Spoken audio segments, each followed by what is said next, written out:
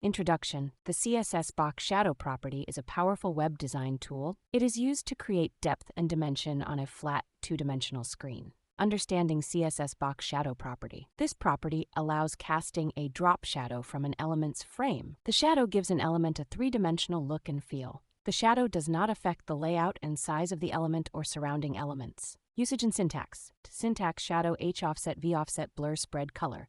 H offset is the horizontal offset of the shadow. V offset is the vertical offset of the shadow. Blur is the amount of blur applied to the shadow. Spread is the size of the shadow. Color is the color of the shadow. Examples: Example 1, box shadow 10px 10px 5px gray. Example 2, box shadow 10px 10px red.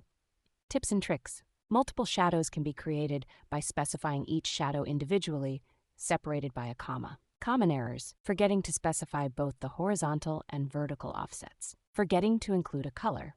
How to avoid errors: always specify both the horizontal and vertical offsets. Always include a color for the shadow. Use the optional blur and spread values to control the shadow's appearance. Conclusion: the CSS Box Shadow property can add depth and dimension to web design. Understanding how to use it correctly can create a more engaging and visually appealing website.